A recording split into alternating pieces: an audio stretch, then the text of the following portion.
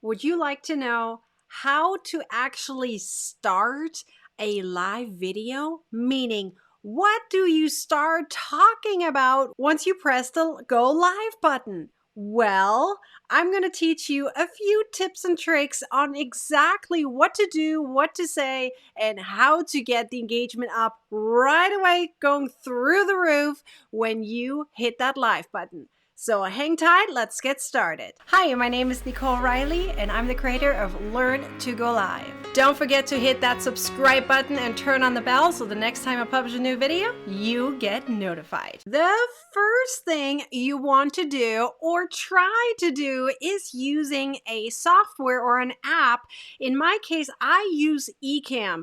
Ecamm allows me to have overlays, to have pictures, to have videos as well as a countdown. When you have a countdown, it gets more exciting. And if you then add music to it, it gets even better. So I tried out my countdowns to be a certain time. I tried it for 10 minutes, I tried it for 5 minutes, I tried it for 2 minutes, and I noticed that a countdown for 2 minutes works the best for me, so I don't have people jumping off. It does take Facebook a few minutes to actually get your people notified so they know that you're live. So when you are going live, it is ideal to have a countdown.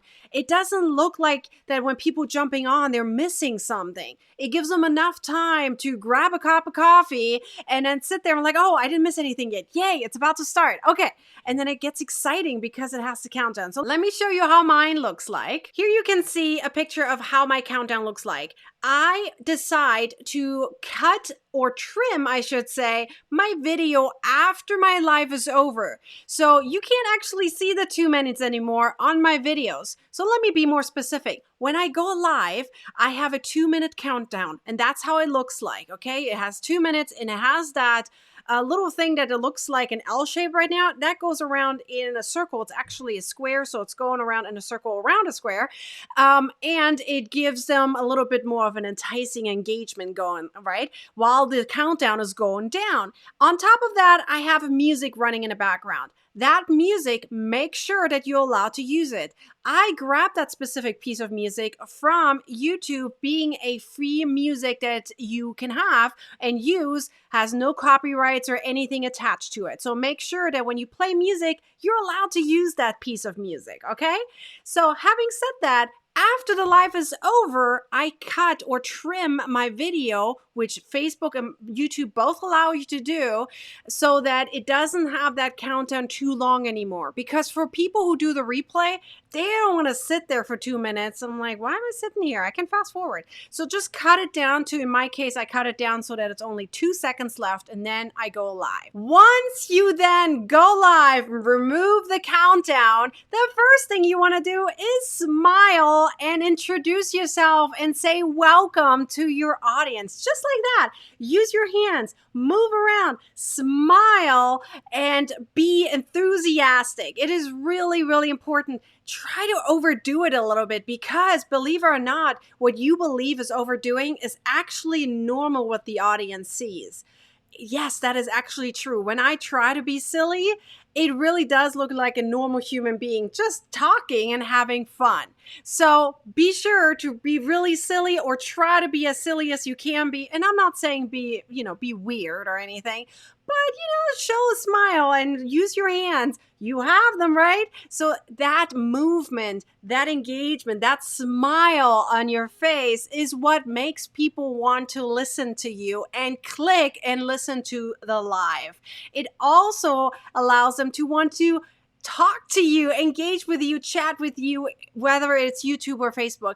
They want a happy person. No matter when. Most of those people who love listening to live videos, they are either bored, they have a specific purpose to being there, or they just love you. So make sure that you keep them engaged. Once you then welcome them and get some engagement going by being happy and introducing yourself to the live show or whatever purpose it is that you're going live for, then get them engaged. Ask them questions like literally within the first minute. Ask them questions such as, who is here? Where are you from? What are you working on? So let's say you have a DIY blog or a crochet live like I do, then I typically ask them, what are you working on right now? What is on your crochet hook? They love talking about what they're doing themselves, and because nobody else really listens to them. So they love doing that and want to chat with like-minded people. So if you have a mommy blog, ask them, hey, what are your kids doing right now? What are you working on with your kids? Are you doing some arts and crafts? Are you cooking? What are you doing right now while you're listening to me?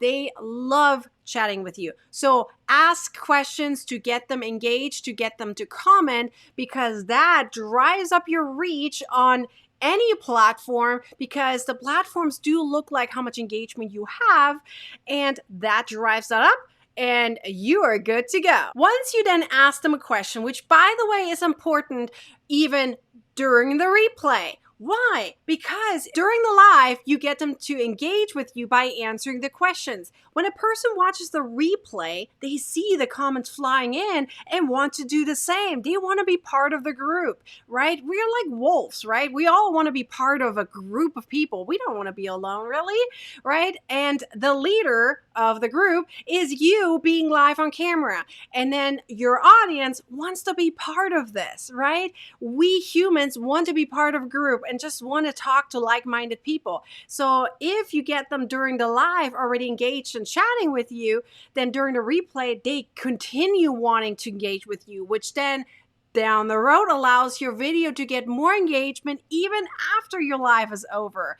And that is great for reach, for video views, and for so much more. Now, once you finish that up, right? Once you ask your questions, you started with, the countdown, you start introducing yourself to the live show, whatever it's about, and then you ask some questions. What do you do next?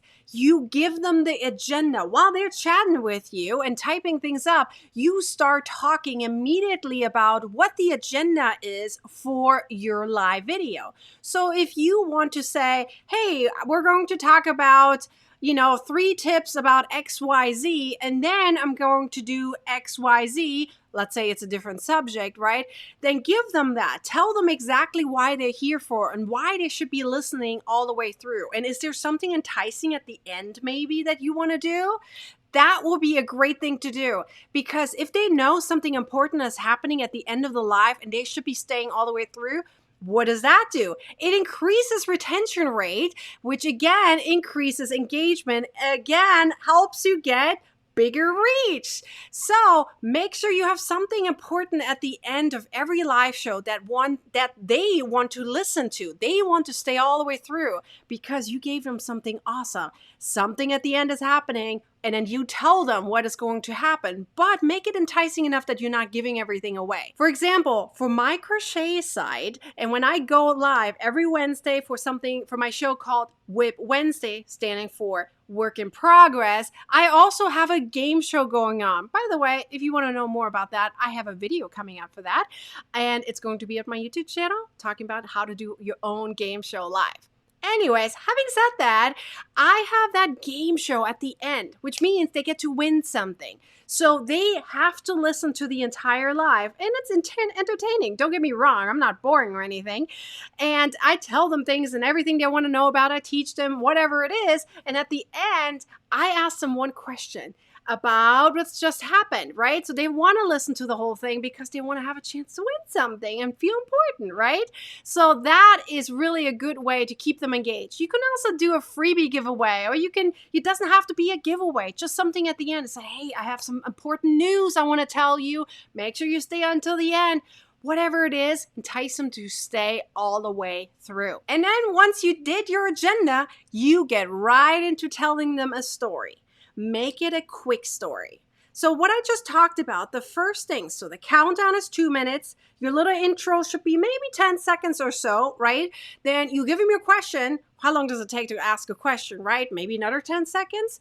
Then you give them your agenda, maybe a minute or so, depending on how much you have to talk about, right? And then you do a quick story of maybe 3 to 5 minutes, something you just did, something that is related to your niche, to your subject, to your audience that they can relate to, right? Something that happened. They want to hear personal stories, but it needs to be related to the subject. So, for example, for my crochet audience, I would then talk about something that happened. Hey, I just finished this crochet project, right?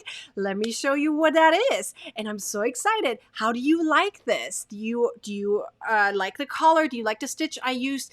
And that way it gets them engagement going again. And then I start within 3 to 5 minutes of telling them the story. I start with my actual agenda.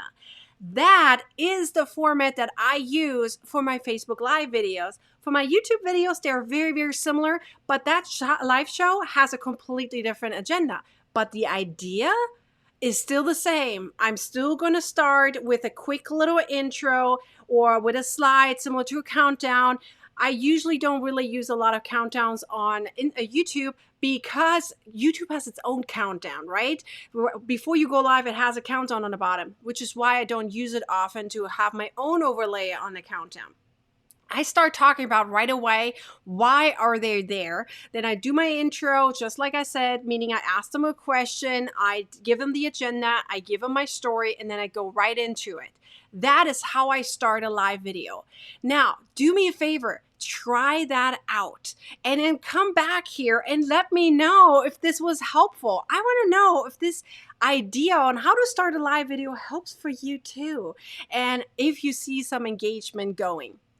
Make sure you check out that link down below in the description because I have some do's and don'ts that you might want to check out.